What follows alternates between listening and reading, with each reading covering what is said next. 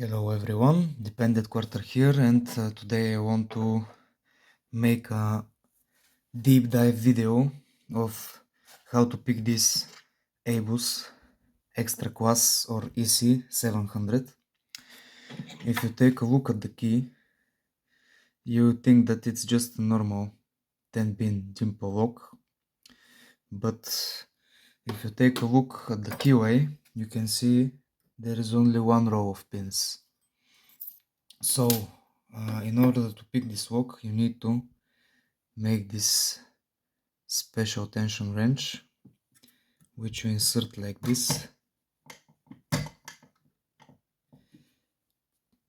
pull on it, and you can see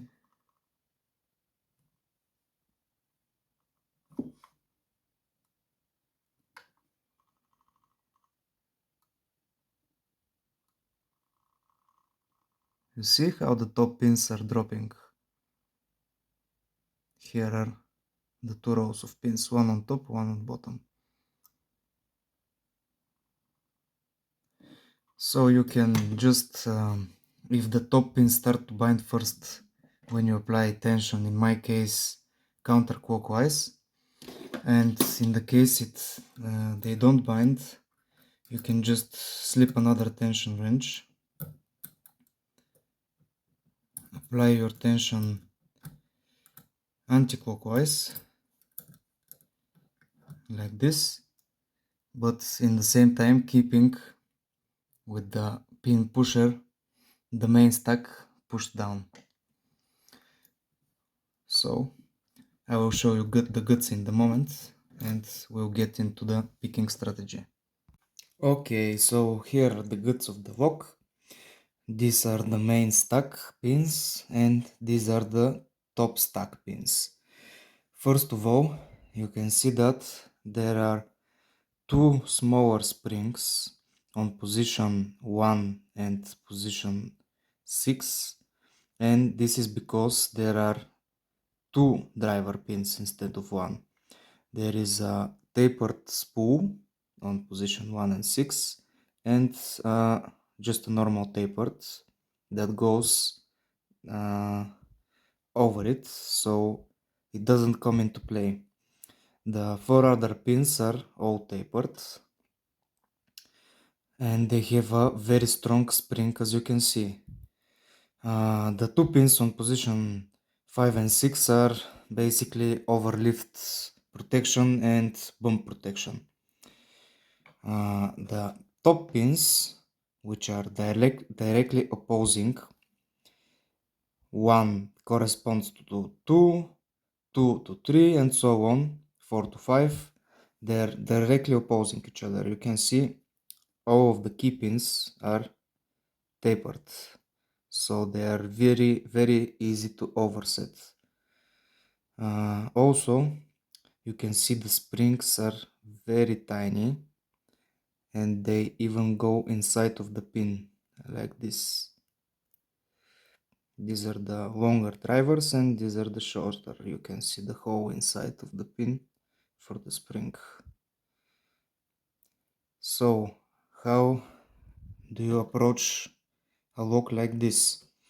This is a very clever anti-pick feature because you can see the holes go all the way through the core, which means is the pins, when the lock is in normal position, the pins from the main stack overset the pins from the top stack, because the springs are very strong, and if you go to pick it like a normal lock, you can set all of these pins, but then all of these are overset. Just before you even begin to picking, they're overset. Let me show you. The housing is very thick because the pins need to go inside. Here are the holes. Here are the holes for the top drivers, and basically everything is all standard on the core on the Bible. The tolerances of this lock are very high. The pins go inside just perfectly, there is no slope. Also, if you look at the bitting, the pins you can see are directly opposing each other. Also, the pin on 1 and 6 are spool, as I showed you, which means when picking, it is best to overset, preset the spool on number 6. Otherwise, you'll get very deep offset, which you can't recover from. The spool on position number 1 doesn't come into play. It's already on the fat part, is on the shear line just by default. Let me show you. If I loaded the first pin,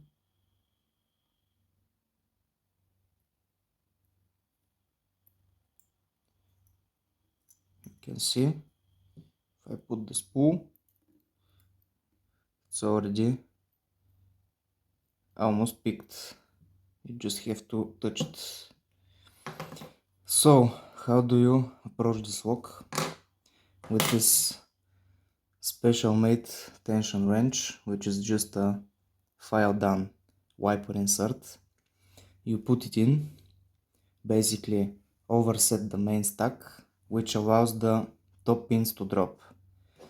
Pick the top pins using this very small half diamond flux. Then you should get tiny bit of core movement, which indicates that the top pins are picked. And when the top pins are picked, I am basically switching tension. First is like this to set the top pins. Set it like this. Then I insert the other wrench, tension from there, extract the bottom pin pusher, and then I release some tension, because if you followed closely, you'll know that this tool overset all of these main stack pins, so you need to release tiny bit of tension to allow them to jump back. When they jump back, you just crack the tension back up and pick like you would pick tapered pins, which means my approach is very hard tension, so they don't drop. And yeah, this is it. These are the pins, the springs. Let me show you the top pins closer.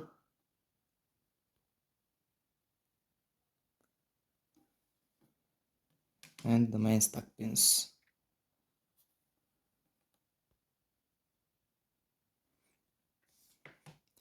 Basically, these are all the tools that you need. Flat flux for the main stack, half diamond for the top pins, file down tension wrench, and just any other tension wrench to switch it. And let's put it back together and pick it. See you in a moment.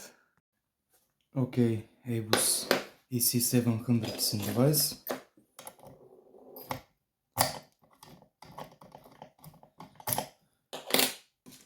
Now I'm going to insert the custom made tension wrench to block the main stack and allow the top pins to drop.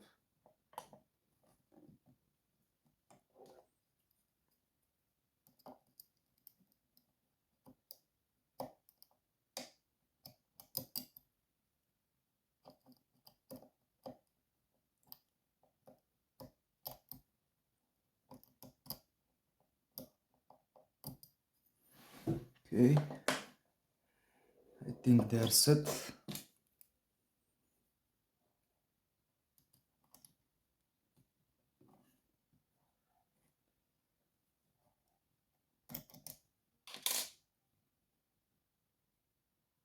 Now I'm going to release some tension so the other pins can jump back out.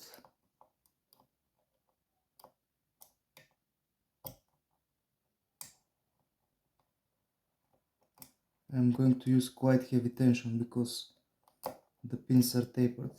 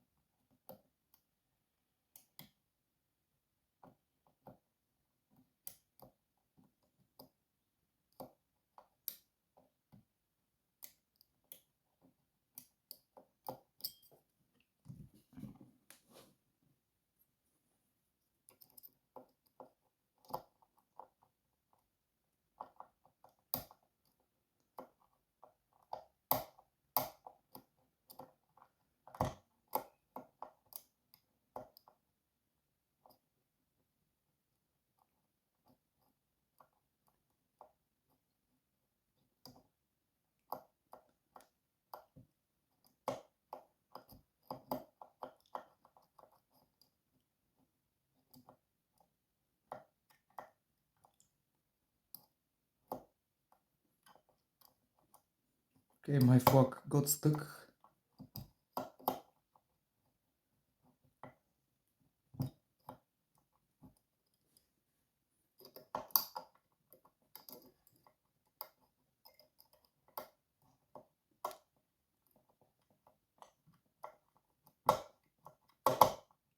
Okay.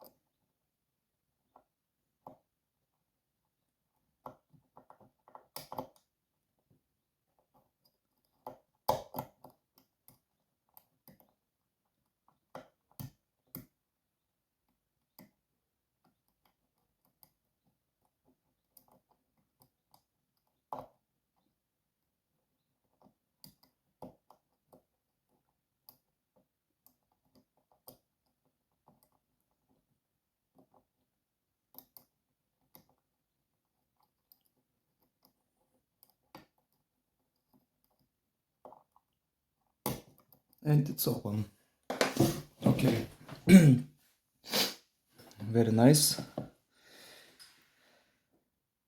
can see it's fully picked.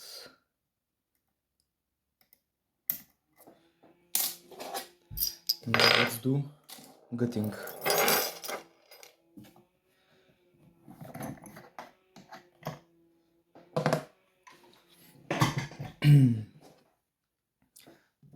First I'm going to remove this C-clip.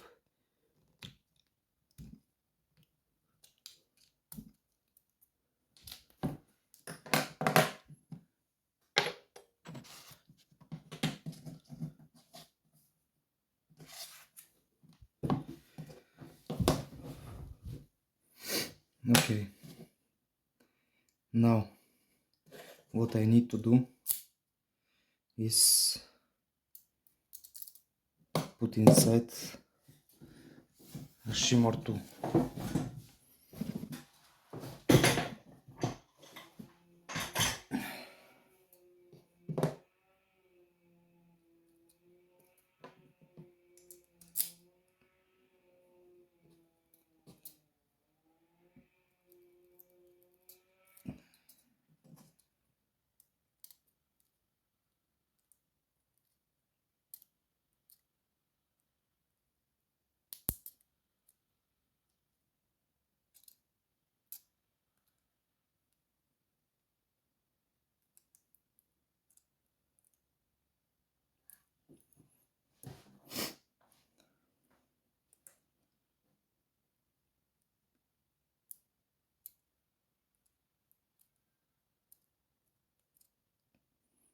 Okay, this should work.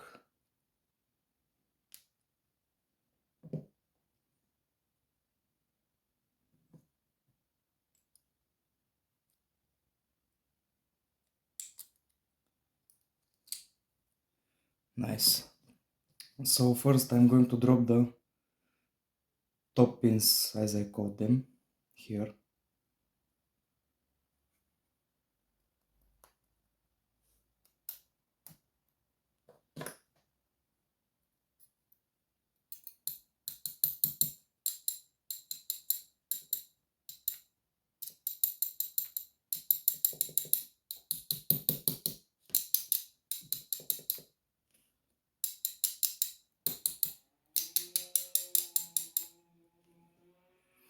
Okay, these are the key pins of the top stack.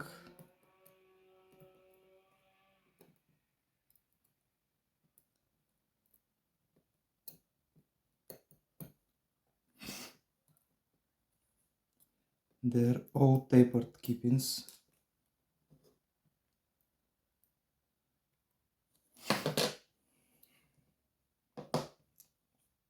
Okay, the top pins will go here.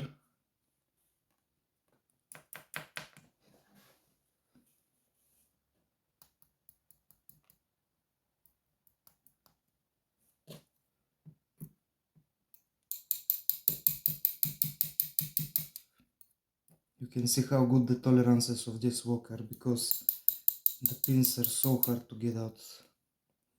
Just very well machined.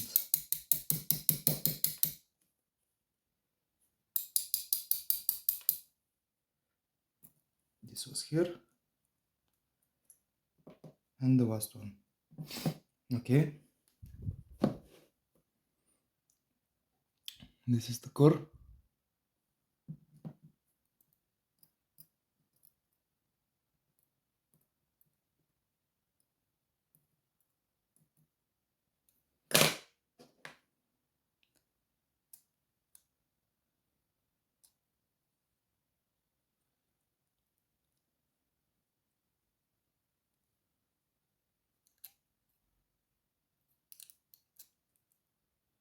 Now the more hard part is gutting.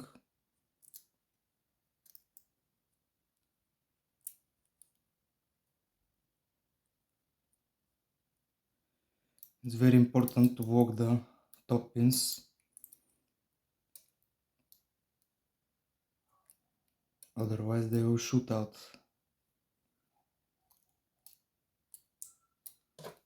Okay. On number 1 we have tapered spool and the standard.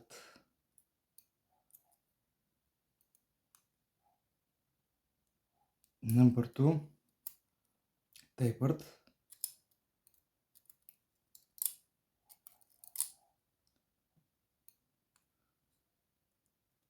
Number 3 tapered as well.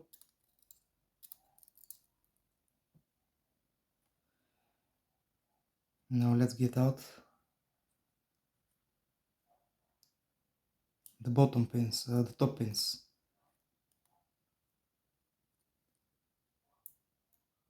Here's the first one.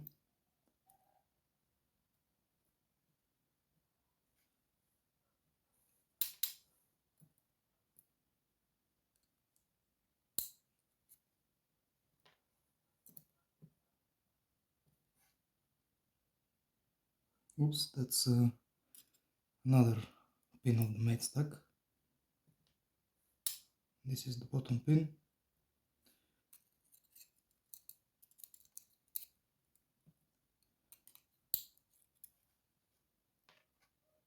Another tapered of the main stack.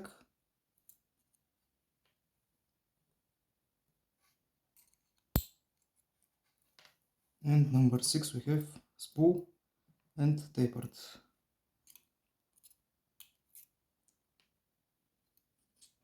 Okay.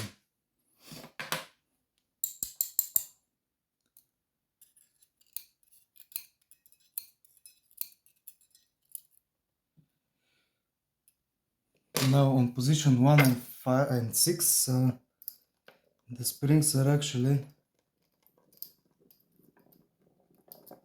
shorter than the other springs to allow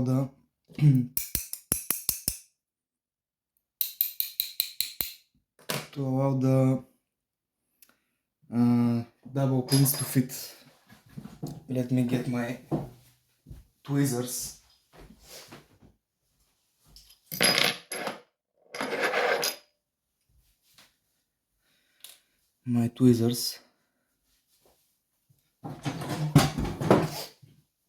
And try to get them out.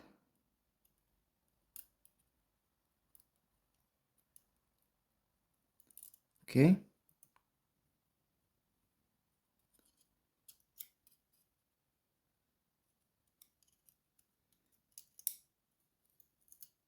Here's the other one.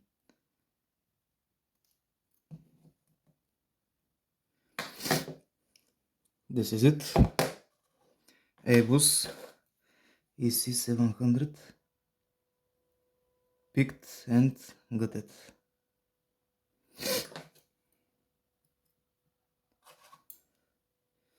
Let me do a close-up.